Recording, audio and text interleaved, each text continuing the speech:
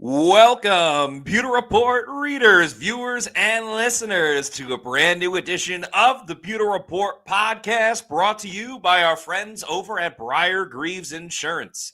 Protecting your assets starts with a company that you can count on. So whether it's auto, homeowners, flood, boaters, or business insurance, there's nobody better in the business to work with than the great people over at Briar-Greaves Insurance. For more information about them, visit their website, briargreavesinsurance.com, or give them a call at 813-876-4166. That's 813-876-4166. It is a Pewter post-game show, and we're talking about another win for the Tampa Bay Buccaneers. They get over the primetime hump. And if you thought last week was dramatic, well, the Bucs had another thing for you today. Tonight, they win the game 20-19 on a rushing touchdown by Rachaad White with 6 seconds to go. There is a ton to break down in this game. The cardiac Bucs do it again and win 20-19. So we're going to break it all down in this Pewter post-game show. I'm your host, Matt Matera. Joined with me is the face that runs the place at Pewter Report, Scott Reynolds. Scott, I haven't even really exhaled yet from the way that this game ended. Yeah. All the back and forth that went on. Holy moly, there's a lot to get into. Yeah, it was an absolute wild win for the Buccaneers tonight. Your Tampa Bay Buccaneers, folks, 2-0. And they're 1-0 in primetime this year. How about that? They snapped the primetime curse, jinx, whatever you want to call it. Boy, this is a team full of heart. My goodness. Bucky Irving, Rachaad White, Baker Mayfield, all three of those guys refused to be tackled tonight and willed this team to win. And you know what, Matt? The defense, you can kind of pick it apart. The pass rush wasn't there and all that. We saw some improvement from this Bucs defense tonight. This was not the defense from last year. This was a defense that held the Texans to 2 of 9 on third downs. That's 22.2%. They shut them out on a fourth down attempt, right? Which was down there at the goal line. Yeah. The special teams was absolutely abysmal. We can't even say it wasn't special. It was awful. Yeah. We'll get to that in a minute. But I'll tell you what, the defense did enough, and the offense said, hey, we're used to this role. Give us the superhero cape. Let's go on that final game-winning drive and turn the tables on the Texans, because this is exactly what happened a couple years ago in the Texans' favor. Granted, it was a much higher scoring game, 39-37. But, Matt, we knew this was going to be low scoring. We all kind of said that in our Pewter Report preview and predictions. And it certainly was. It doesn't get much closer than this. I mean, there's so many ways we can go with this. One thing with the Bucs defense, they certainly get off the slow starts. This is the second week in a row where they allowed a touchdown on the opening drive. Yes. But credit to them for gritting their teeth and doing as much as they possibly could to help win the game. The pass rush, while it wasn't always there, it got better. They had more sacks in this game than they did, the week before. They did a great job stopping the run up until the Nick Chubb touchdown. Yeah. At the end, still got to catch the damn ball, Levante David. Oh my gosh, the defense, for everyone freaking out about it, they got better as the game went on. After that first quarter, they were a pretty rock solid unit until the end. And then, there's so much you could say about the offense, especially when Luke Gedeke was out for the rest of the game. The Bucs really had to change a lot of things that, they had going. But with the game on the line, crunch time, it didn't matter what happened for all the other drives in that game. It was, okay, you get the ball one more time. If you score, you're going to win the game. Yep. And damn it, Baker Mayfield put his guts on the line. He showed grittiness. I thought Baker was pretty solid the whole game, but he did everything in his power to help win that game. Bucky Irving on the last drive, Rachaad White punching it in. The 4th and 10 run by Baker Mayfield, when it was literally the game on the line, flips after getting hit. I mean, my goodness, this team has guts out the wazoo. It is gritty, and they embody the temperament of their quarterback, Baker Mayfield. It didn't matter if Baker threw for 5 touchdowns or threw 5 interceptions. You want the game on the line. Baker Mayfield is as clutch as it gets. There's no doubt about it. He is the heartbeat of this team. He is the engine that drives the Tampa Bay Buccaneers. And I mean, he's hurt. He is hurt. We saw him take some shots to his leg. What's that? His chain got ripped too on that last drive. Yeah, exactly. And it just, listen, he went out there and just willed this team down the field. That's a good point. And just you have to admire his grit, determination, his never say die attitude. And listen, there was a fumble, right? And we have to give Rachaad White a lot of credit. What an absolute hero play by Rachaad White. Not only did this guy score the game winner, right, with that touchdown run, but he also saved the day by recovering that fumble. What a game by Rachaad White to rip off as many big runs as he did. Bucky Irving was your leading rusher, 17 carries, 71 yards, a 4.2-yard average. Matt, Rachaad White, 10 carries for 65 yards, a 6.5-yard average, including the game-winning touchdown. I loved the clock management by Todd Bowles in this game. The use of timeout at the end of the first half, and then letting the clock run down, but keeping those timeouts. That was so critical. And I really applaud Bowles for doing that, for not having that trigger finger where he would call timeouts too early. Remember that Monday Night Football game against the Chiefs last year, right? Yeah, exactly. He called the timeout after a big play because he needed everyone to, catch their breath and everything like that. Yeah. And they gave the Chiefs an opportunity to try to win it in regulation. They didn't, but they had a little bit more time. This time around, he doesn't call the timeout. He pockets the timeouts, and he has them, which he could have used if Rachaad White didn't score on that running play. And then, you're kind of crossing your fingers, holding on for dear life that the Bucs can get the stop on the kickoff. But because there was only 6 seconds to go, that was the last play for the Houston Texans. So well done by Todd Bowles there with the clock management. Fantastic job running the football today. They kept going over and over and over again in between the center and the guard. Most of the time it was Cody Mauch. They just kept running it up the gut every single time with Bucky and Rachaad White, and it worked the majority of the time. Towards the end of the game, the Texans were certainly privy of what they were doing. And then finally, Josh Grizzard adjusted and started calling some plays to the outside. I mean, we know this from Bucky. We kind of expected at this point. But there were sometimes Rachaad White, who we've gotten on his case as far as a runner of being too hesitant, waiting a little bit too much. There was at least 3 times where I thought Rachaad White was going to get tackled for no gain, maybe even a loss of a yard. And then he sliced and diced his way through the defense, picking up 5 yards, 6 yards, 7 yards. An incredible night running the football for the Tampa Bay Buccaneers, which they really needed to do once Charlie Heck was in the game at right tackle. I thought Josh Grizzard, when Luke Gedeke was in the game, I loved the plan that Josh Grizzard had, which was, we're not going to let the Texans get too aggressive and try to come after us time after time after time.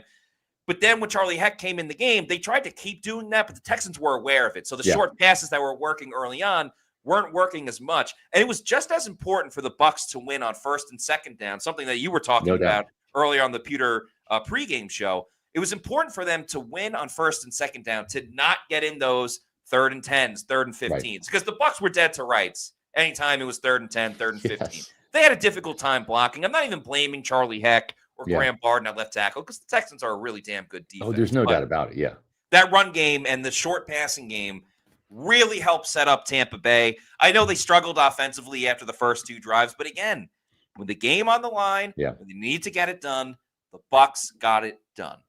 Yeah, and listen, Graham Barden and Charlie Heck, they're hanging on for dear life at times, man. It was crazy. They're going up against 2 elite double-digit sackers, right? Elite pass rushers, and just clawing, scratching, doing anything they could to keep them off Baker Mayfield.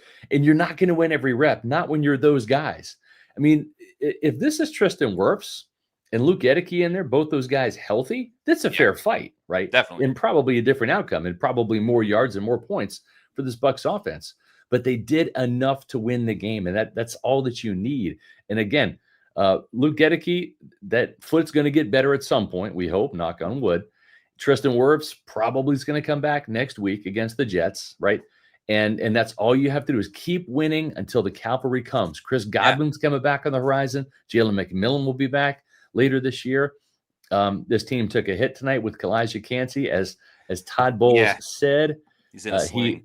He's in a sling, and his exact quote was, "It has a chance to be serious." That's a pec injury for Kalijah Kancey, and the TV replay did not look good. That was prior to the pec injury. I don't think he could raise his arm after that, that injury happened.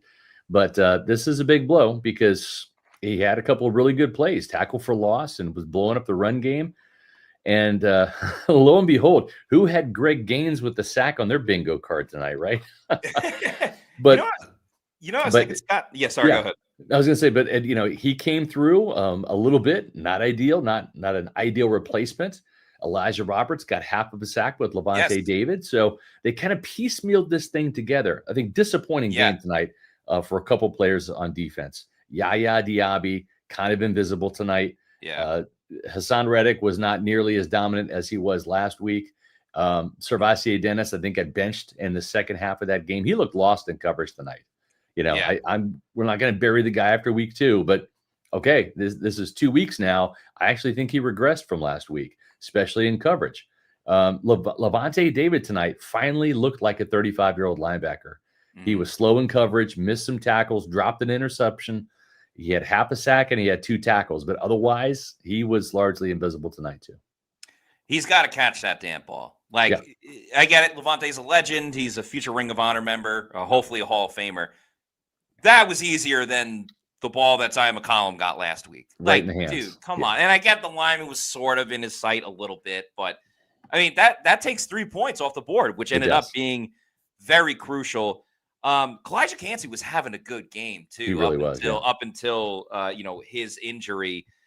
They kept dropping back Hassan Reddick in coverage again. Now I got to go back and watch tape and everything like that. But it was the same issues that we took umbrage with last season, which was they're dropping these outside linebackers all the time. Hassan Reddick's there to rush the passer. Now, yes, they still could have definitely done a better job there. Benjamin Morrison got a little bit of time at corner as well.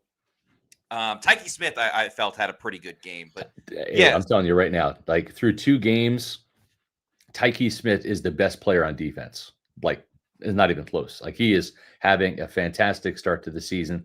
Tackles for loss when you need them. Clutch tackles in the secondary when you need them. I thought he cleaned up some of his tackling. Tonight he missed 3 tackles in the previous game, but had 11. Still led the team with 6 tackles tonight. I thought he was more of a sure tackler, taking better angles. And, also got his first sack. Just blew up Dari Ogunbowale to get a sack in this game. Yeah. And again, if you would have told me the Bucs are going to have 2 sacks, who would they be from? I would not have guessed Greg Gaines and Tyke Smith with those sacks. Now, the other one was a split between Elijah Roberts and Levante David. So 3 sacks total for this team. Still, the front 4 pass rush is not as good as advertised, and I think needs a lot of work still. Yeah, a couple of things on that too. First of all, if you remember last season when the Bucs beat the Lions in week 2, Vita Vea got injured in that game. Yeah. And Greg Gaines played the rest of the way out and played so good to the point that they had him up at the lectern the next day. That's right. So Greg Gaines is Mr. Week 2. For whatever reason, he shows up big in week 2. Also kind of like a weird, not weird, but like an odd full circle thing. Yeah. Levante David and Elijah Roberts shared that half sack. That was Levante David's 200th career game. Congratulations to Levante David. That was Elijah Roberts' second carear NFL game. So very, seeing old and young team up for that. And then also, if Greg Gaines is Mr. Week 2, Ryan Miller is Mr. Monday Night. Because if you recall, Ryan Miller had that touchdown against the Chiefs in Kansas City and then scores the first touchdown for Tampa Bay in this one as well. Good to see him contributing to the team, especially with Tez Johnson being a game day inactive for this one. But the Bucs were able to get contributions from everyone, really. Again, like Elijah Roberts, I thought was solid. We got to go back and watch it, but was solid, especially when Kalijah Kancey was out for the game. Charlie Heck survived in this aspect. Ryan Miller important with blocking, and of course scored the first touchdown of the game. You know what you're going to get from stars. Emeka Egbuka was big early on. I feel like that quad injury may have really slowed him down because he didn't do much from really the second half on. But the Bucs got contributions from everywhere on offense and defense. I thought Jacob Parrish looked pretty good as well. Almost came down with an interception. Yeah, here's the thing that's crazy, right? We're through 2 games now. Emeka Egbuka's got 3 touchdowns on the year, right? And you go back to Mike Evans, his rookie season. I want to say he had 12. Okay, so Emeka Egbuka is on pace right now to actually beat Mike Evans' touchdown record as a rookie. Yeah, that's kind of crazy to think. Now, it's still a long way to go, and I'm sure Chris Godwin coming back will probably cut into some of Emeka Egbuka's snaps, possibly. Maybe Emeka Egbuka. Well, let's put it this way: he'll be at least wide receiver 3, out there in the 11 personnel groupings. And maybe Chris Godwin coming back actually makes it easier for Emeka Egbuka. Maybe he's the third guy that the defensive coordinators want to have to think about. But I don't know if he keeps scoring touchdowns like this. I mean, Mike doesn't have one yet. No. Early. We know Mike's going to get his, but I'm just saying, what a hot start for Emeka Egbuka to have 3 touchdowns in the span of his first 2 games.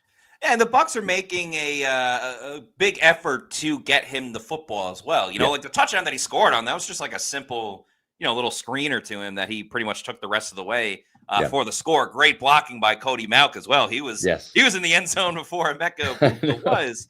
And I still, there's still so much more to go with Emeka Egbuka. I think the more he's playing in the NFL, the more likely he'll be able to get those yards after the catch, which he can be so good at. So it's really just early for Emeka Egbuka, and he's still making a big impact on this team. Mike had a crucial catch on that game-winning drive to set the Bucs up inside the 10.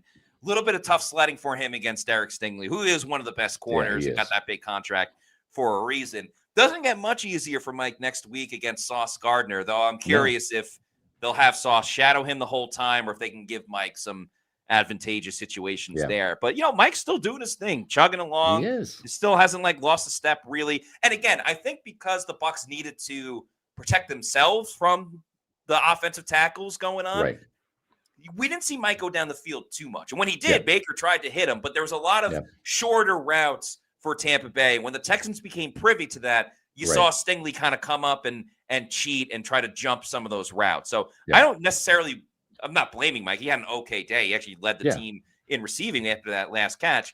But I feel like his routes were limited based on the context of the situation for the Bucs in this game. Yeah, I agree. And listen, we are going to have a podcast tomorrow. It's going to be a Victory Tuesday podcast, a very rare Victory Tuesday podcast that we get to do, but we're going to do that at 4 o'clock. So we have podcasts this week, Tuesday, Wednesday, and Thursday, 4 o'clock each day. And folks, you know what happens over at Walk-Ons on Tuesdays?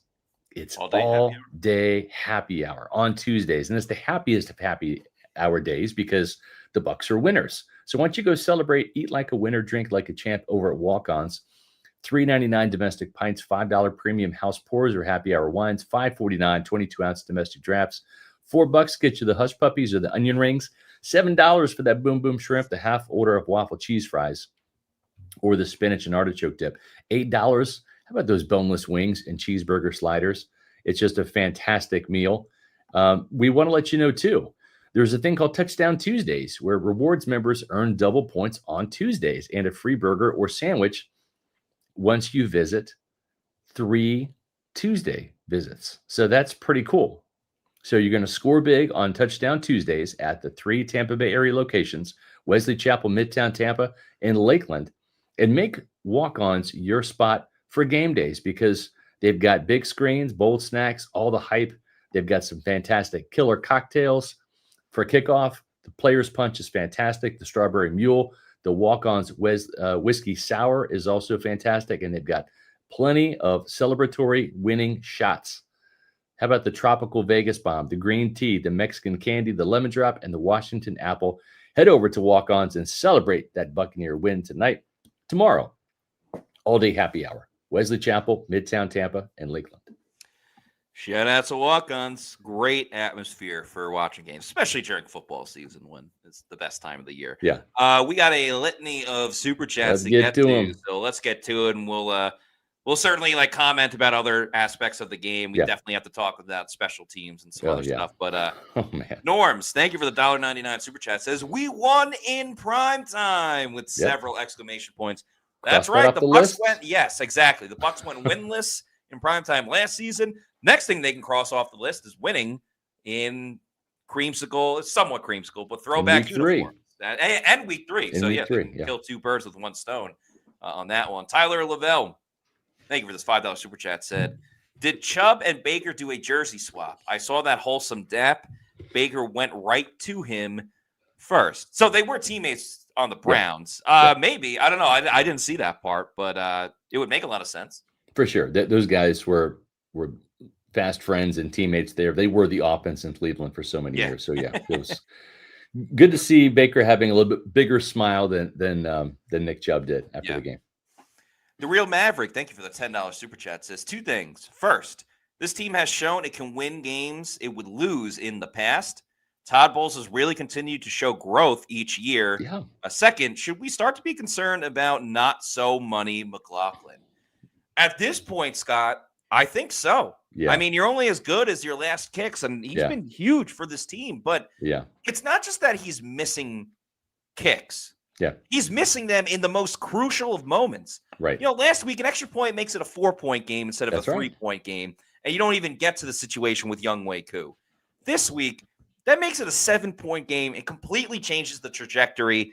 It changed the momentum in that moment, too. And thankfully, the Bucs defense was able to get that stop on 4th and goal. But at this point, I mean, they got to try out another kicker, at least in practice. I mean, it's a short week, but I don't know. I don't think you mess with Chase right now. I think you let him ride it out 1 week. And I mean, what did he have? He had literally had 1 field goal attempt tonight. Is that right? Maybe those are extra points. Yeah. So I would have him get a kick or two. And if he misses another field goal or extra point, then yes, absolutely hit the panic button, bring somebody in and treat it like Atlanta did with Younghoe Koo, right? Yeah. Bench him, let him think about it, whatever. But I think right now, if you bring in another kicker, he's already kind of going through it up here. Don't give him something else to think about. So I would give him 1 more week. If this was a division game coming up, maybe that's a different situation. I'm not saying that any loss is ideal, but I think you can maybe beat the Jets without having to come down to your field goal kicker, making a key kick. We'll see. But I would hold off and pump the brakes. I would say, listen, Chase, you were money for the 2 years here. Let's just give you another opportunity to iron this out. Hopefully he does. All right. So next week is the final straw when it comes to some kicks. Cali Bucks, thanks for the $4.99. Salute to Baker Mayfield. The team was not doing him any favors. Chase Bank overdraft. Baker put the Bucs on his back and found a way. Absolute dog. That's what I love about Baker. Doesn't matter what he or the team has done in the first, in this case, the first 58 minutes of the game. It's, hey, get a touchdown and you win. And he legit put the team on his back. And certainly Bucky helped a lot. Rashad White helped a lot. Mike Evans with the big catch. Kate Otten had a catch as well, got out of bounds. But that scramble, the ability to hang tough in the pocket. After the Texans came after him the entire game. Flipping, doing a somersault, on that scramble as well. Seemed like he had hurt his ankle previously. A couple of times. Yeah, a couple of times. Baker's got to, he's got to be taking an ice bath after this one because he got beat up in several different ways. But that's why you love Baker. He leaves it all out every single time. And this is just another great example. No doubt about it. 2 weeks in a row with a game-winning drive. Sloth the Mite, thanks for the $2 super chat. Todd with the 5-head play to let them score. I don't know if he purposely let them score because that was like a 25-yard run by Nick Chubb. But I will say this. I give Winfield credit because I think Winfield could have made the tackle and he was doing the math with the time and the yardage where they were. Like if that tackle is made 5 yards beyond the line of scrimmage, that's one thing. If Winfield had made that tackle, I think you're probably talking around the 10-yard line, Matt. It's probably a 15-yard gain before we got to the Winfield level. Right. and Antoine's smart enough to say, we're not. Yeah. Then you kill the 2-minute warning, and then Exactly. you have less timeouts. And maybe you stop them to a field goal, but then you got a shaky kicker, at the moment. So I mean, it worked out better in that aspect, especially when they stopped the 2-point conversion, which was big time as well. So huge. Paul, aka OG Baker Pro, has now been a member for 13 months. Thank you so much for your support. Paul says Baker Mayfield is him. The team is learning to win games they used to lose. When they get healthy and clean things up, a special playoff run awaits. They will win the Super Bowl this season. I mean, I was ready to be like, well, the Bucs beat the Bucs. A blocked punt, Baker's fumble. I know they recovered it, but they could have scored on that drive. The offense's inability to move the ball after the first couple scores, but they found a way to get it done, and they did win in games that they have lost previously. So that's and you know what? Listen, we're giving Baker all the props, for putting this team on his back. We got to give y'all some props too. Yes. Because you have put this channel on your backs. Thank you, Bucs fans. Today, we hit 21,000 subscribers to our Pewter Report TV YouTube channel. Woohoo! Yeah. Thank you. We feel like we won too today. We didn't even really play. But listen, y'all came to play. The Pewter pregame show did great numbers. Pewter game day did great numbers. We're having amazing numbers for this postgame podcast. This is your show, folks. We're just here to entertain, educate, and talk some Bucs football with you guys. That's Donnie Abraham, the Iceman right there. Yeah. That's not Benjamin Morrison. Benjamin Morrison hasn't done anything quite yet to deserve a picture on one of these graphics, but that's the Iceman, second all-time leading interceptor. He was Rondé Barber before Rondé Barber. But greatly appreciate all the support. If you haven't had the opportunity to, and you're here watching the podcast, make sure you go to Pewter Report TV, our YouTube channel, hit subscribe, and join us as we go to 22,000 next. So we greatly appreciate the support from y'all. Back to the Super Chats. Yes, thank you, everyone, for your support. Could not do it without you. Justin Montag, thanks for the $4.99 Super Chat, says, when Chase misses kicks, we win games. No kicker hate here. I think that's been the case. You're not wrong, Justin. I mean, they are 2-0 when Chase McLaughlin misses field goals. So I don't know if that's a trend you want to keep going, but I mean, the stats are the stats, right? Yeah, that's true. That's true. Virgin Boys, thanks for the $4.99 Super Chat, says, Matt, don't want to sound crazy, but did they let them score at the end to give Baker more time to go down the field? Either way, let's freaking bake. I think Scott kind of worded it right with they wanted to get the stop, but then Antoine Winfield Jr. made the business decision to give the Bucs more time. And again, when they got the stop on the 2-point conversion, that was just as big because then it was score touchdown, win the game instead of just score touchdown, tie it up. So I don't think that was the original plan, but once it started going downhill on the run, then it was. Yeah, you have to do the math. Where are you on the field, right? Because that was a first down run. It was right. So you're going to get a first down. Even if Winfield had made the tackle, now it's first down. You're closer to the goal line. Then you start bleeding the clock. So, Thomas Moore, thanks for the $9.99 Super Chat. Special teams abysmal. Third interception drop in 2 games. Offensive play calling is solid. Give me some play action with the running game killing it. I would have liked a little bit more play action. They did it a ton against Atlanta. And I want to say that they didn't do as much play action because sometimes it takes for more of the play to develop, and you just don't trust the offensive tackles against this Texans team specifically. But I mean, special teams, they got to clean that up. They weren't good with their coverage, on kick return kickoff and punt coverage as well. They got the punt block. That's inexcusable. Yeah. Not too many returns for Cameron Johnson. Didn't love how Tampa Bay returned their kick returns. And then Chase McLaughlin missing. There's a lot to clean up. Riley Dixon, I think outside of getting blocked, he could still move the ball. But I don't know. Like, part of punting is finesse, too. Yeah. Well, he's got such a long windup. He catches the ball, and there's no sense of urgency about him. And then not just that, but it's like, if you're going to have this kind of like long windup, a long intro to your punts, like scoot back another yard, right? Right. Make the long. Because he's kicking it far enough anyway. Like, that's right. Yeah. But and here's the thing. It's like we kind of saw this coming, right? I mean, this was like the light at the end of the tunnel thing. We saw with every single punt that he had, they were getting closer and closer and closer to blocking it. And we even saw a couple of opportunities last week, Matt, where it was pretty darn close. Yeah. So this has kind of been, the inevitability here was going to happen at some point. They got to get this corrected, then moving forward.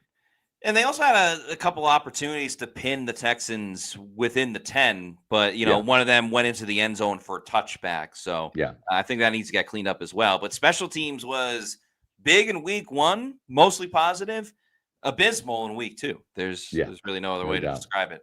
Kevin Taylor, thanks for this $4.99 super chat, says, given the circumstances and being down both starting tackles, I thought this was Baker's best performance. Texans defense is tough and physical. I mean, it was it was a gutsy performance.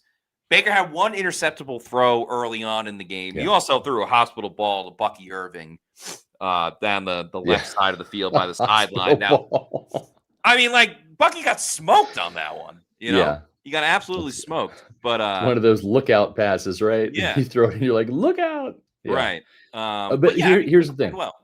Yeah, I agree, Matt. And he's had a couple close calls, playing with fire, maybe. Okay, but the reality of it is this team is 2-0. And a big reason for that, Baker Mayfield, 5 touchdowns in 2 games and no turnovers, right? He had a fumble tonight. Thankfully, Rachaad White was the hero, not just with the game-winning touchdown, not just with those hard-nosed runs where he averaged over 6 yards per carry, but it was also, what do they call it? Like jumping on the hand grenade, right? That's what you got to do. You got to just dive on it. And he took a big shot to the ribs as a result. Came back in the game, pass protected, caught passes, ran the ball, scored the game-winning touchdown. Huge assist for Rachaad White.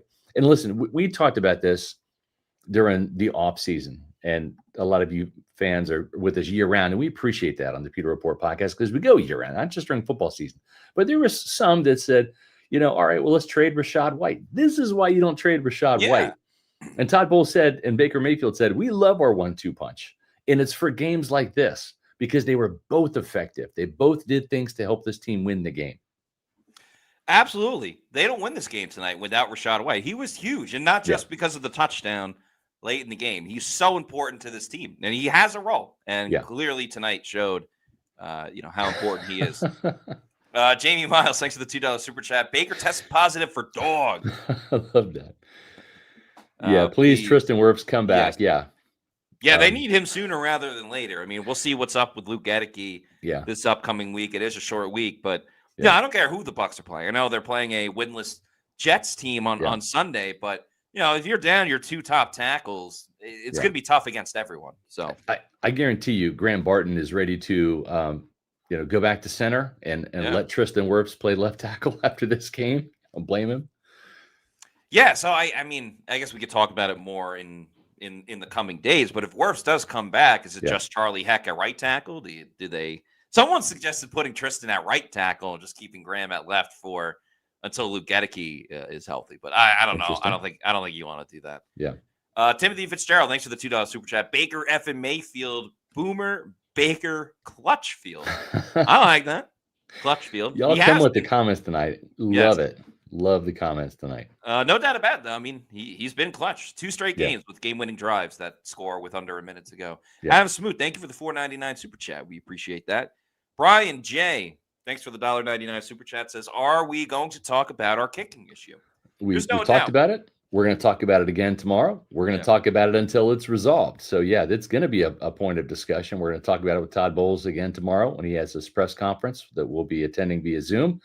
And we'll have the latest on what Todd Bowles has to say about the punting game, the kicking game, and the special teams game, which is not so special right now. Yeah. And tomorrow's post-game podcast at 4:00. It will be a Victory Tuesday podcast.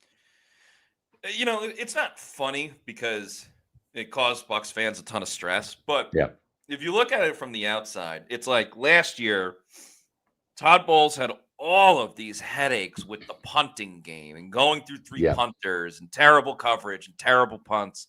And then Riley Dixon comes in and, blocked punt aside, Riley Dixon's been much better than what he's had. Yeah. So Bowles probably thinking, finally, I have a punter. I don't have to worry about the kicking game. And now Chase McLaughlin, who's been the golden goose for this team in terms of kicking the ball, is missing extra points. He's missing crucial field goals. One problem ends and then another problem starts. But that's right. It's definitely an issue through 2 games. There's no question about that. Henry Gigante, thank you for the $4.99 super chat, who says Baker has ice in his veins in the final 2 minutes. The whole game, Baker couldn't drop back. Grizz pounding the rock. A win is a win. I love the way the Bucs ran the ball and then chewed up so much time on the clock, knowing, again, what they could work with and what they couldn't work with. I thought it was a really good strategy from Josh Grizzard. It didn't always pay off, but I liked it. Well, I mean, you look at it, right? 37 minutes and 9 seconds in time of possession for Tampa Bay. The Texans only had the ball 22 minutes and 51 seconds. So that's like a role reversal from last week when Atlanta was owning the time of possession. And we talked about at the beginning of the program, it bears repeating. Remember, Josh Grizzard was Mr. Third Down last year on Liam Cohen's offense. That was his down. They were 42.9% conversion on third down tonight. That's great against the D'Amico Ryans defense. 6 of 14. Meanwhile, the Nick Caley offense, he's the new offensive coordinator for the Texans. Texans were just 2 of 9 for 22.2% on third downs. They were 0-1 on their fourth down attempt. And of course, Baker in fourth, 1 of 1 on fourth down with that 15-yard scramble on a 10-yard needed to pick up the first down situation. And the Bucs did enough to win. They even, not only did they get 1 more point than the Texans did, and that's what qualifies for a win. 360 yards of offense when it was all said and done. 169 yards on the ground. Matt, I'm not sure what I'm more surprised at. The fact that the Bucs had that much running success against the Texans front without Tristan Wirfs and Luke Gedeke with this makeshift offensive line, 169 yards, or the fact that Tampa Bay's defensive front just could not take advantage of what seemed to be like a suspect offensive line in Houston. Yeah, I think what's less of a surprise is the latter half of what you said, because we've kind of seen this with the Bucs front four. It's the same group back, except minus Kalijah Cansey because he was out for really all the second half. And you bring in Hassan Reddick, and he made an impact last week, but they dropped him back in coverage more this time. The Bucs just aren't getting it done with the 4-man pass rush. Now, again, they can combat that with blitzes and different things, and that's why you get the sack with Levante and Elijah Roberts. But there were other times where C.J. Stroud had all day to throw and was just chilling back there and waiting for someone to get open. So it's not where it needs to be right now. And they got plenty of games to correct it. But, Yaya Diaby's proving that, his rookie year was kind of an anomaly, and he's better as a edge rusher too. I don't think he really has the capabilities now to be a number 1 edge rusher on a team. And that's fine, if he wants to be edge rusher too, but he's got to pick it up as well. There's a lot riding for Yaya Diaby and just, hasn't brought it. Now, again, he did have a sack that was taken back week 1, but nowhere to be found tonight. Shout out to John V. Thank you for becoming a Pewter Report YouTube channel member. We greatly appreciate you.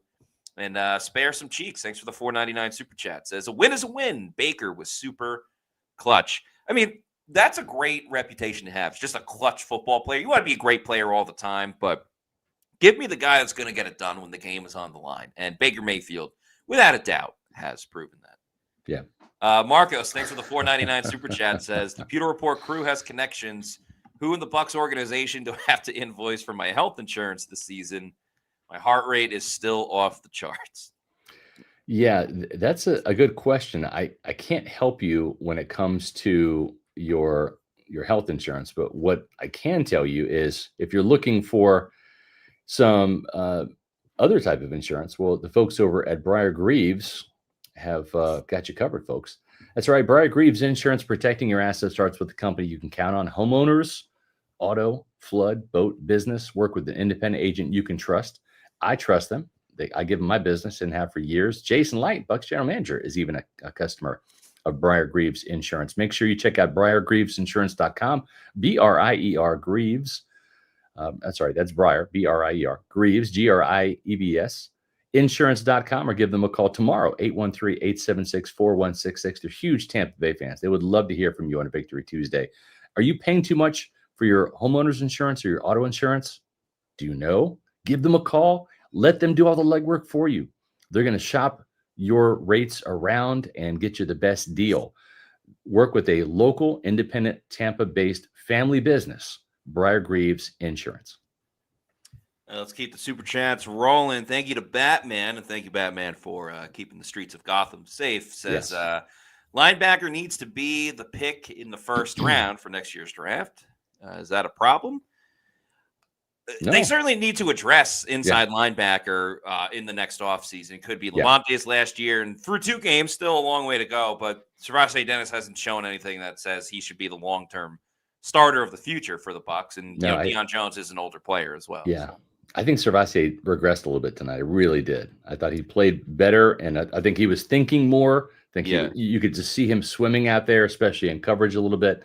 He looked lost. Much better against the run, but he has got to pick it up for sure. I was willing to give the guy some grace after week 1, his first start. I'm not going to bury the guy just yet. It's been 2 games, but we might see a platoon situation, Matt, on a regular basis between Servace and Deion Jones. Yeah. And that's Servace Dennis's fault because it was his job to keep. And we saw Deion Jones at the end of the game. Yeah, big time stack. We might continue to see that, and we'll see. Servace like last week, he got burned on the Bijan Robinson touchdown early in the game. Nick Chubb on that first drive had a screen or a short pass that went like all the way down the field. The Texans later scored. I don't know what the hell type of angle Servace Dennis was trying to take, but took a horrible angle and then was just chasing him the whole time. No doubt. Paul Bowen, thanks for the $1.99 super chat, who says #believe special teams were very concerning. Paul, shout out to you because you were the first person during the Pewter Game Day stream to be like, believe, when the Bucs were getting the ball, when they needed a touchdown to win the game. So shout out to you for staying positive. KGH for life, thanks for the $2 super chat. Says, no edge rush, sick to my stomach. Yeah, agreed. They find ways to generate pressure. The problem is it's never consistent pressure. Yeah. I will say this. I think Bulls did a better job in the second half. They were getting off the field. They were forcing incompletions is what they were doing. Yes. They were getting enough pressure. They were forcing some incompletions. We saw that one play where they dialed up a nickel blitz, and you had Servace Dennis and Jacob Parrish beating down on C.J. Stroud, who had to get flushed from the pocket and throw the ball away on 3rd down that forced a punt. So the sacks weren't there like we wanted to see, but at least the pressure in the second half was getting there with some timely 3rd down blitzes from Todd Bowles. Thank you to SRQ Salt for the $1.99 super chat. And thank you to Baby Lou Bibovsky for the $6.99 super chat. Says, last year we lose these type of close games. This year we are winning them with tons of injuries to boot. Yeah, the Bucs have gotten beat up with injuries. I mean, we already knew going into the game. Yeah. Tristan Wirfs has been out. Chris Godwin Jr. has been out. Yeah. Then Luke Gedeke gets hurt early in the game. And same with Elijah Cansey. Like, neither of them were available for the second half.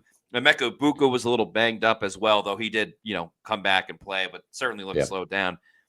Injury bug hurting the Bucs early on. It is. Yep. Will Keith, thank you for the Will Keith 16. Thanks for the $4.99 super chat. Unfortunately, Levante, parentheses, my favorite Buck of all time, looks like a shell of himself. Congrats on 200 games, legend. Yeah. Probably final season. Good win. Go Bucs. Yeah, I mean, as bad as Servace Dennis was tonight, Levante David wasn't much better. 2 tackles, from your starting linebacker who didn't come off the field. And he did have half a sack. We split that with Elijah Roberts, but that was really the only splash play. Dropped an easy gimme interception, as Matt said earlier, cost the team 3 points, and just missed some tackles too. He looked slow tonight for the first time, and I'm not sure if he's dealing with something. I mean, it's early in the season, we'll see, but not a great night. Milestone night for Levante David. Yeah, 200 games. Glad they got the win, but it was not a showcase game by any stretch of the imagination for the legend. Scott Federico, thanks for the $9.99 super chat. Says Grizzard did what he needed to get the win. Yeah. Great heart by the team. Special teams needs work. Yeah. Officiating was horrible. Missed helmet to helmet, block in the back, and horse collar. Embarrassing for the NFL. Yeah, I agree about the officiating. I think it was very lopsided towards the Texans' favor. And, listen, you're not supposed to have your hand in the back of a jersey and And I heard what the official said, or the rules guy said. Well, there wasn't the extension. If you put your hand on the back of a player on a punt or kick return, that can and should be called a legal block in the back, Yeah. because you're making contact. It doesn't have to be, a shove to the ground or whatever, but just enough in that instance. It was bad. It was a bad call. I think that there was a block in the back on Josh Hayes. I do too. It was a little bit enough of a prompt to push him past the guy. So yeah. Thomas Moore, thanks for the $1.99 super chat, who says Dennis against the pass is like me choosing wine. All right. Yep. Not a tough outing for the linebackers in general. Both of them, yeah. For the Bucs. Yeah. Buckeye 89, thank you for the $5 super chat. Says Baker willed this win after they broke his chain. That was the first thing I noticed when, because they did a close up of it and the chain was like half off. So I don't know if someone went over to him and was like, "Yo, like your chain's broken," or if he had to take it off. But it certainly motivated him one way or another. Doubt. The Real Maverick has now become a Pewter Report YouTube channel member. Really Thank you so much for that. We are super thankful for your support. So welcome to Pewter Report TV. Salty Buccaneer, thanks for the $1.99 super chat. Says Baker for MVP. No doubt. Oh, man. Yeah, I mean, so he's got 5 passing touchdowns right now. Yeah. I know Jared Goff had 5 yesterday alone, but I haven't checked the stats yet, but I'm sure Baker probably near the top of passing touchdowns. The more the Bucs win, Baker gets a lot of conversations about him just based on his overall career. I think you could put Baker in the conversation, especially with his ability to extend plays with his legs. I mean, that's what's gotten Josh Allen, Lamar Jackson a ton of credibility as well, along with their prowess as quarterbacks throwing the football. But the more Baker can do, the more he'll get into that conversation. And the fact that he had this game-winning drive on Monday Night Football too, that helps. That's huge. Part of it, honestly. Early in the season, the montage, week 2, the montage, the highlight clips. Yeah. Like, you need that stuff, You do. And it's early in the season, so you build some momentum, right? And you sustain it if you have a good showing on Monday Night Football at Detroit, and then later in November on Sunday Night Football out there dueling with you have Jared Goff, you're dealing with him, then you're dealing with Matthew Stafford. Yeah. So you're going up against some big quarterbacks. I listen, he threw 41 touchdowns last year. That's the second only to Tom Brady. If he averages 2.5 touchdowns per game, which is what he's averaging right now, he'll be at 42. That's right in between Brady and what he did last year. So far, so great for Baker Mayfield, statistically speaking. For sure. Mr. King, thanks for the $5 super chat, says shades of 2008. If they play like this, they're going to get killed by better competition. Bills, Rams, etc. This defense might collapse the team. Well, yeah, and this is what Baker said after the game. He says we're finding ways to win these games where the last couple of years they weren't. And he says, but we do need to get some things fixed. Like, they're fully aware they're not playing anywhere close to their best football, and they're depleted at certain positions like offensive tackle right now. But the hope is that if you will yourself to win some of these games, it's always better and easier to learn your lesson after a win than a loss. So far they're 2-0, and we'll see what happens in week 3. Bucks Basement, thank you for this $5 super chat. Says Bowles won't admit it, but I think he let Chubb score at the end because the Texans were playing for the field goal. Letting them score allowed the Bucs to control the outcome. Yeah, we kind of already went through that. I'm not sure if it was Bowles. I think it was Winfield making that kind of executive decision in the secondary. That's what it looked like to me. Trustin Vorbeck with a $49.99 super chat who says, Maddie, hit a plus 2,569 parlay. Holy smokes. All money lines. Bills, Colts. That Colts one was crazy. Yeah. Bills, Colts, Cardinals, Bengals, Lions, Ravens, Rams, and Bucks. Wow. $50 to win $1,335. Here is my donation. Go Bucks. Questionable timeout choices on that last drive, but it worked out perfectly. Oh, wow. Giving them 6 seconds left. Thank you so much for Hats off to you, Tristan. That's mighty kind of you. Congrats on the win. That is awesome. By the way, if you tailed some of my picks like Bucs plus 2.5 and the under. That hit as well on Pewter Picks and Props. So now 4-0 picking the Bucs game with their spread and the over-under. But that's awesome, Trustin. Thank you so much for the super chat. Congrats on that win. That's awesome to see. Hezo813, also a Pewter Report YouTube channel member, has gifted 5 Pewter Report memberships. Thank you, Hezo813. Bucks Basement, thanks for the $2 super chat, says 3-0 curse, backup curse coming. Can Bucks break it? Yeah, so there's a good chance that Tyrod Taylor is starting at quarterback for the Jets for Sunday's game. And, of course, the throwback uniform and their issues there. That's another one. So, more storylines coming up for that game. That's right. That's right. Salty Buccaneer, thank you for the $4.99 super chat. Who says, Baker will get all the love, but let's make sure we don't shortchange the defense. They were awesome picking up the slack for our makeshift offensive line. Yeah, I felt like people were so harsh on the Bucs defense after they allowed 10 points in the first quarter, but they picked it up as the game went on. That's right. There were certainly mistakes, and they could have got to CJ Stroud more, but they didn't allow points until that touchdown by Chubb at the end. So well, and really, you think about it, Matt, you're exactly right. In those two special teams gaffes, right? You had the big return by Jalen Noel at the end of the game. Then you had the blocked the block punt. Yeah. The block punt, right? And Tampa Bay actually drove the Texans back a little bit. The Texans didn't even gain any yards. They got the field goal because it happened in Tampa Bay's territory.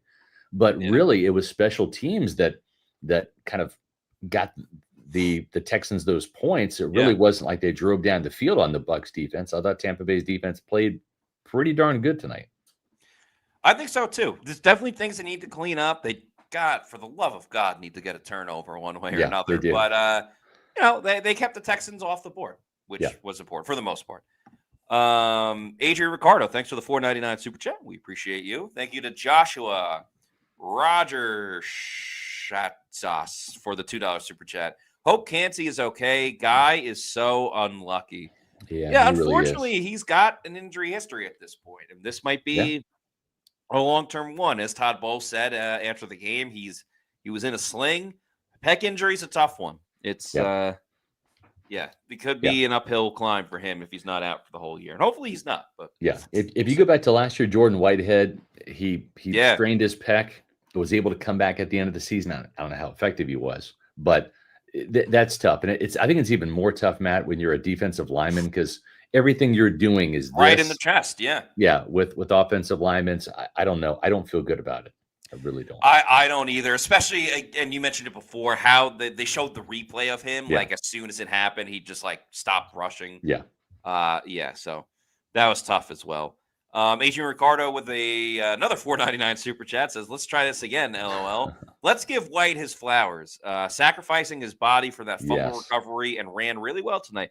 This was big for Rachaad White, and he didn't get a lot of opportunities last week. No, not at all. He had way more opportunities this time around.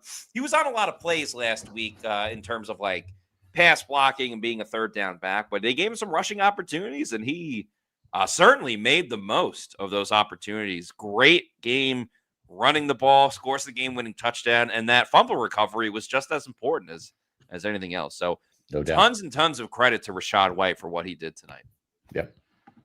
Thank you to Canal Alatorio for this $25 super chat. It says 21.5 points in 2 games, down from 29.5 average last season. Small sample, but do you think it's a regression, or is it due to injuries on the offensive line? Too early to make comparisons between Grizz and Cohen? Asking a question mark. Yeah, I mean, Matt, I don't know if it was you or if it was myself. Maybe both of us were sharing a thought. But we kind of said that we feel like Josh Grizzard is going to be somewhere in between Dave Canales and Liam Cohen, right? And I think that's what we've seen so far. Listen, I love the fact that what was working, he stuck with, and what wasn't working, he scrapped.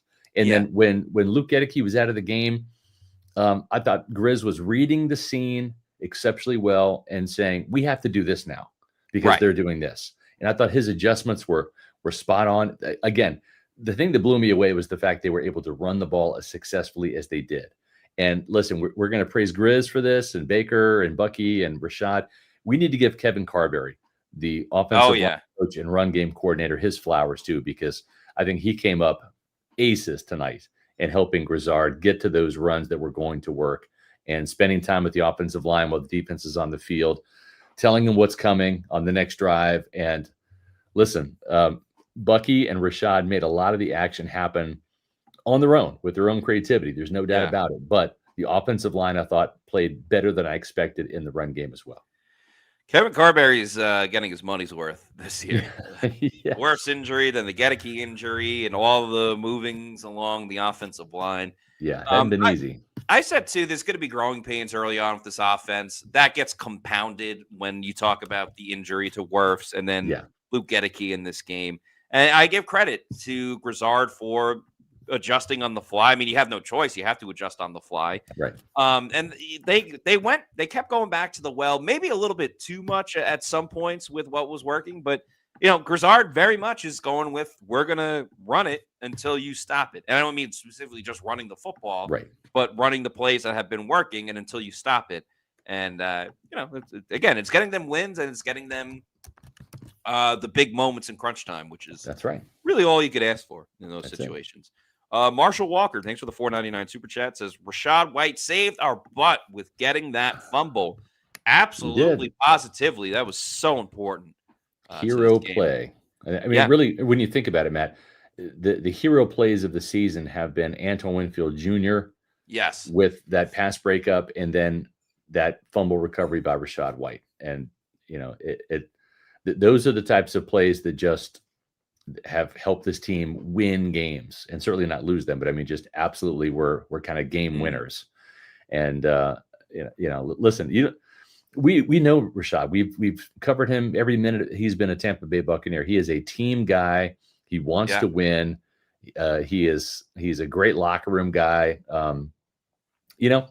He's the anti-Devin White in this situation. The Bucs have the right White. It's Rachaad White, not Devin White, because it's hard to lose your starting job and not complain about it. But he's making the most of his opportunities and has absolutely helped fuel this team to a 2-0 start this week more than last week.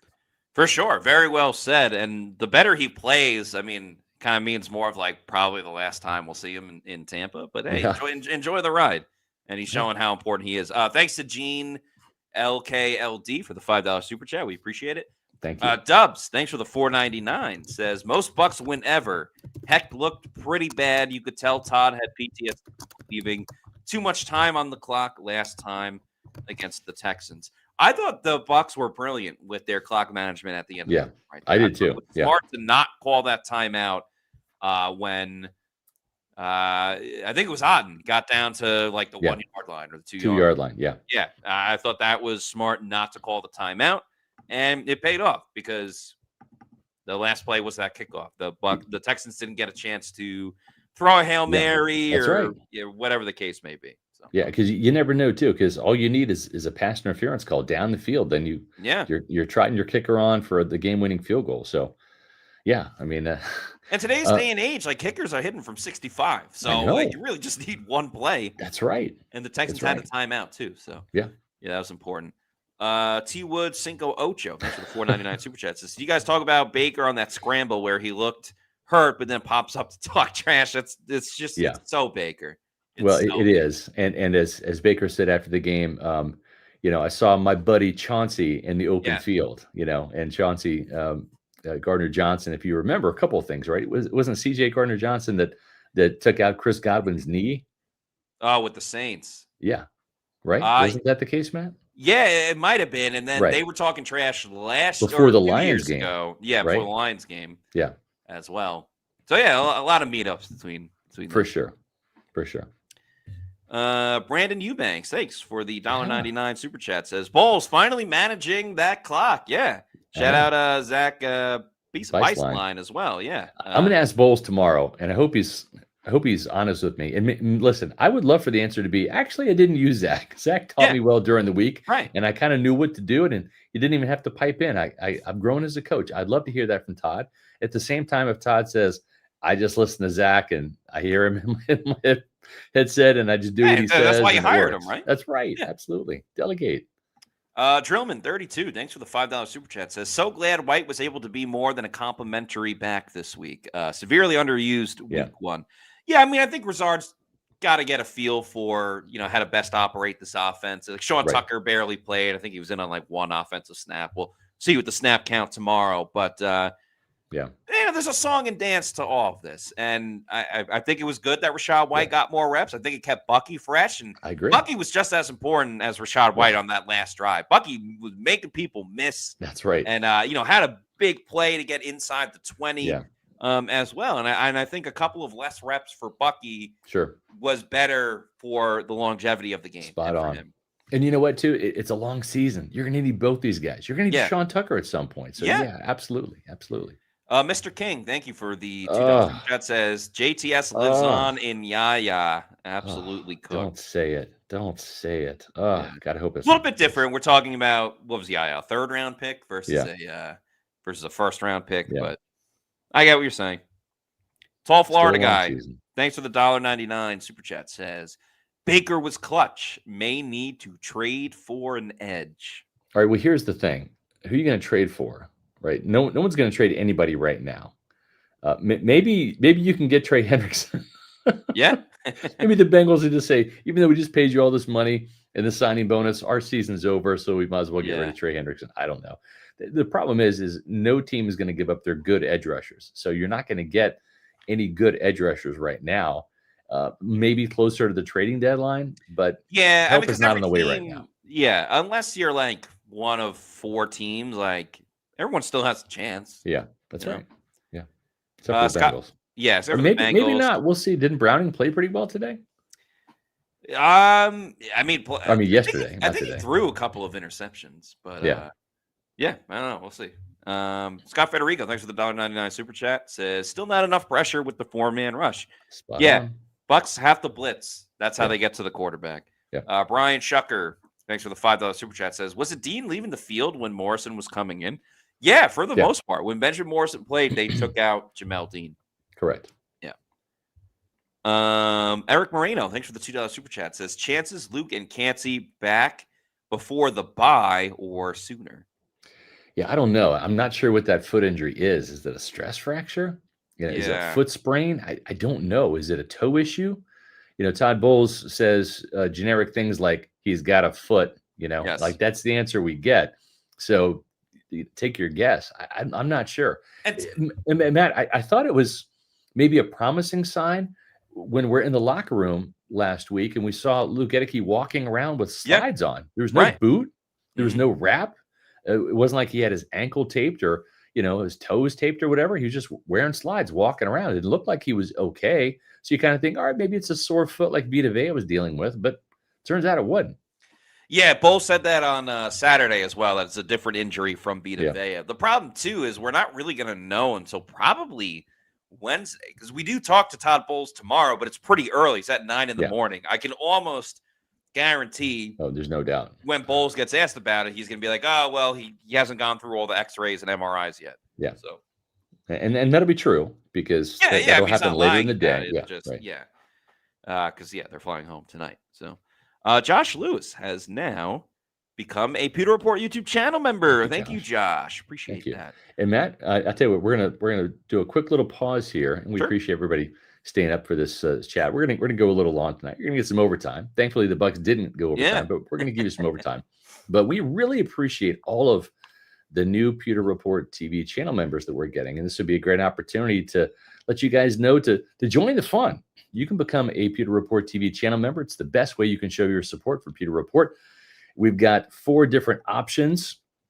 The Pewter People membership, that gets you access to the loyalty badges and the custom emojis. And you can use those. I added some new ones. A lot of Buccaneer players from Baker Mayfield and Bucky Irving, Vita Vea. The latest ones I've added, Zion McCollum, Tristan Wirfs, Hassan Reddick. I got a Todd Bowles for you there. Coach Bowles 2-0. Pewter Pro members get those perks as well as early access to videos for $6.99 a month. The Pewter Premier members and the Pewter Platinum members get access to our Friday Pewter Insider video. It's our bonus podcast that Matt and I do at typically 1:30 on Fridays, right after the final practice. So it's the freshest information. leading into the game weekend. You can ask us any questions you want. You can ask Matty Diamonds about some early college and pro bets. Yep. We'll give you the latest injury updates, plus the latest scoop from the Bucs locker room. That's what our Pewter Insider shows on Fridays. The Pewter Premier and Pewter Platinum members get that. We also send out some free merch to our Pewter Platinum members, and they get the annual Platinum member meetup in Tampa. The last one we had, the first one we had, was fantastic. It was at walk-on. Zion McCollum and assistant general manager Mike Greenberg were there. So it was a great time, free food and drink for everybody.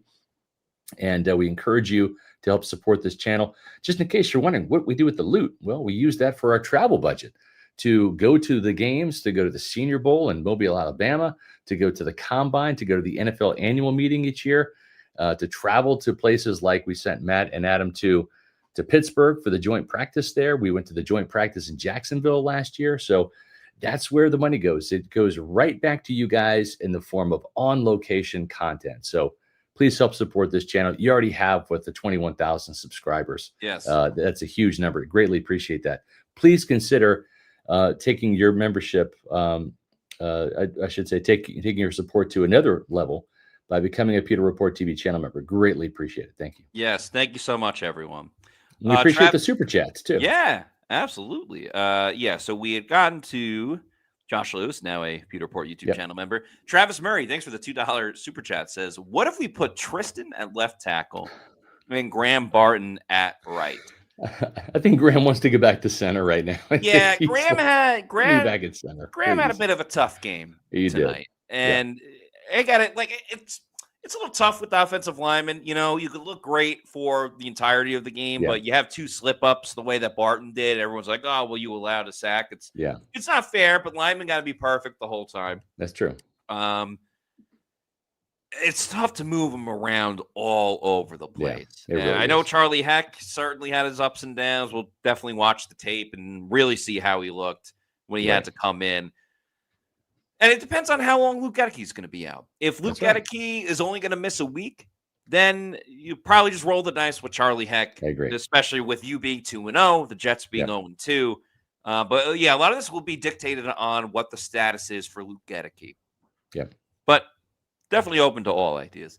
Misa McGee, thank you for the $2 super chat. Says that last touchdown was on Logan Hall. He's got to play better. If you read Josh Capo's pre-game article on Elijah Roberts' debut last week, which was promising in a handful of snaps against the Falcons, and he had a pretty good preseason as well. Well, he had half a sack tonight.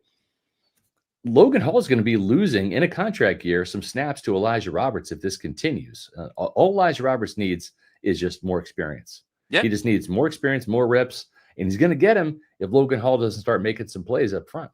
And he's probably going to get more opportunities with Kalijah Cansey being out. We'll see how long he's going to be out for. Yeah. But a lot falls on Elijah Roberts now. It's not all going to be on him, but certainly a big opportunity for him. Yeah. Tristan Vorbeck, thanks for the $4.99. Chris Godwin, back week 5 or 6. What do you think? I think we go 3-0 heading into the Eagles. Do y'all think we win the division? I have a future bet for that as well.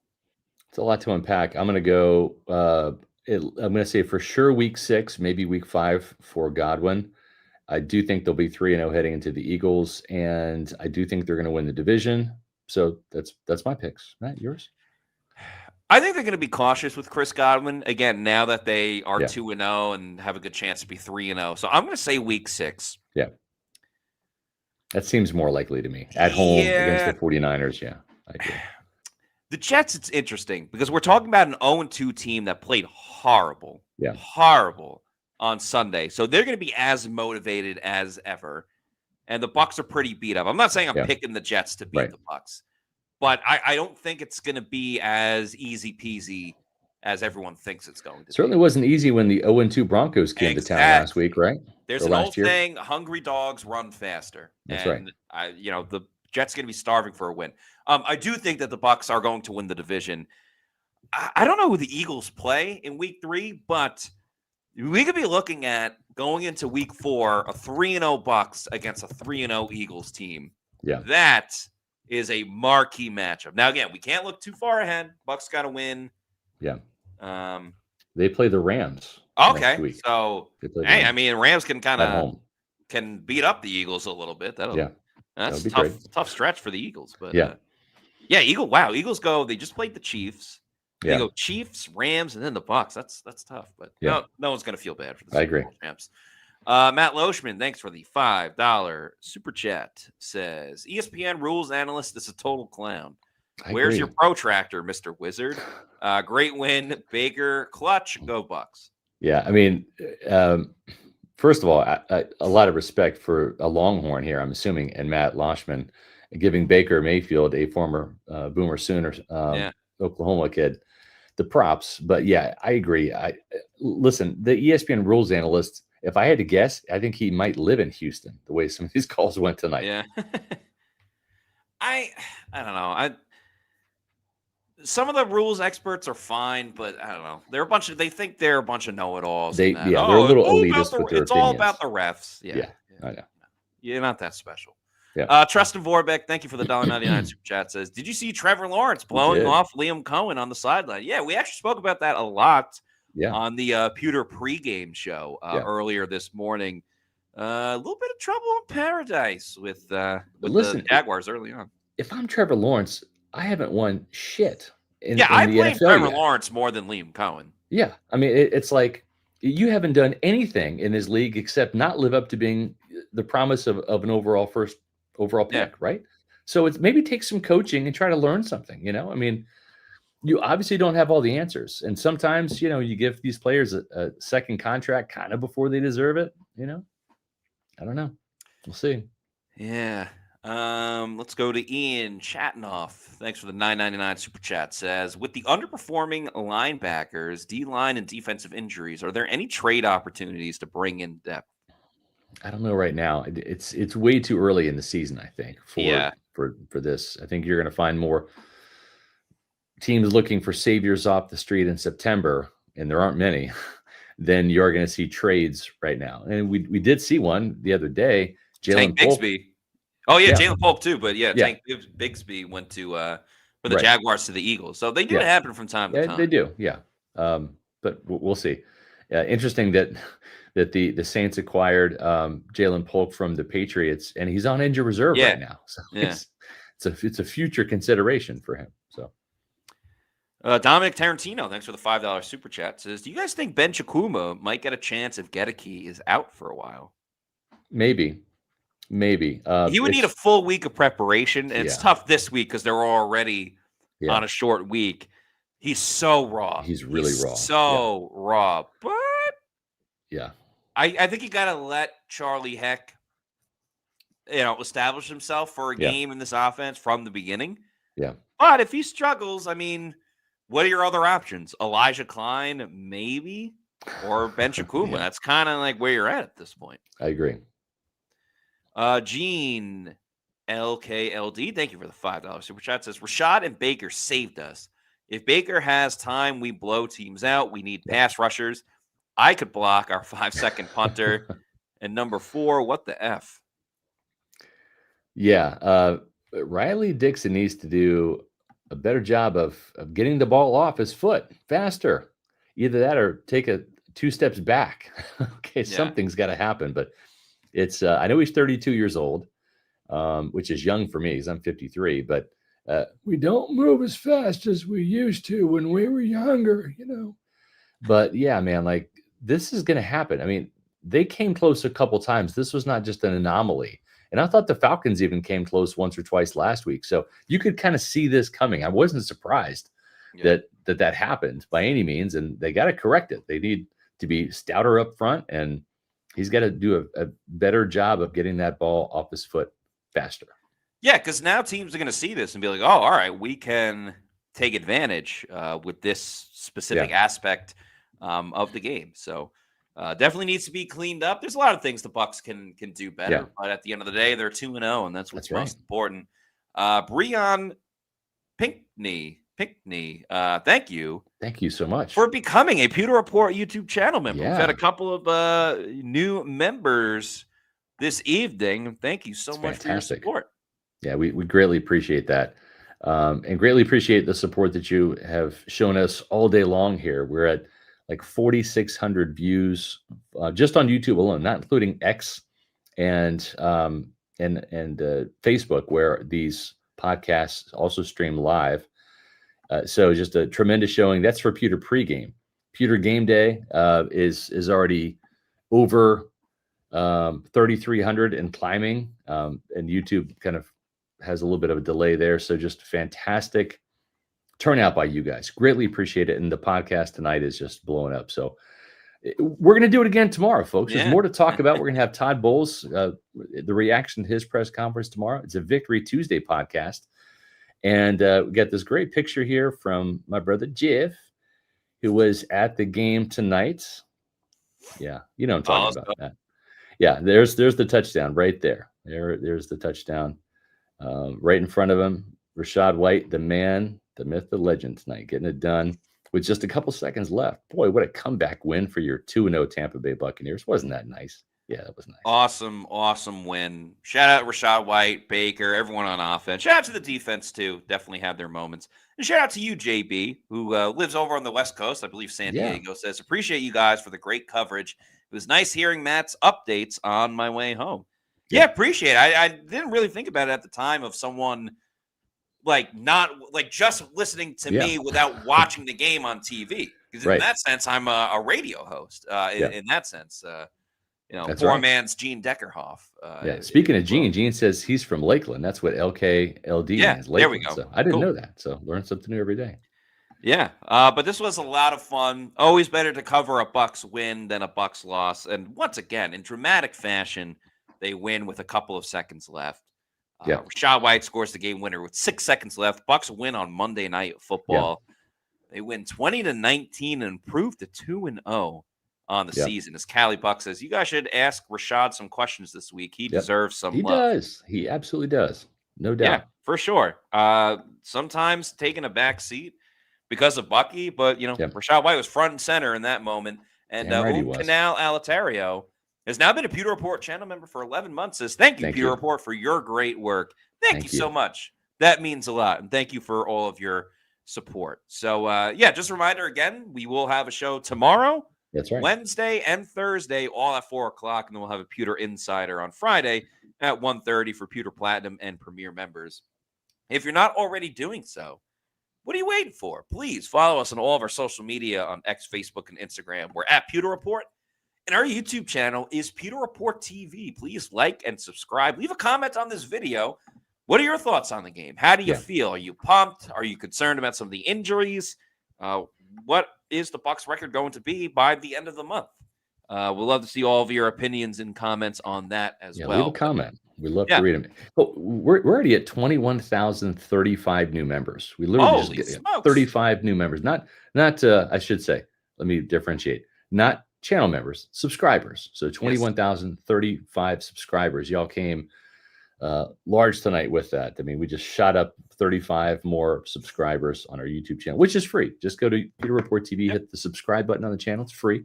Also, with notifications whenever we go live with the podcast, because let's face it, sometimes these post-game podcasts, depending on when we talk to Todd Bowles and Baker Mayfield, we have to adjust the time a little bit. But if you hit notifications, you're going to find out when we go live for any of our podcasts, when Matt puts up his Pewter Picks and Props videos, when I come out with a Bucs Bright Side video like I will tomorrow, or a Pewter Pulse video, or Adam's Top 10 Takeaways, you're going to get a notification to go watch it on YouTube. So hit notifications as well as hitting subscribe. That's right. So that's going to do it for us on tonight's show. For Scott Reynolds, I'm Matt Matera saying thanks everyone for watching. The Bucs are 2-0, and we'll see you tomorrow at 4:00 for another edition of the Pewter Report podcast. Out.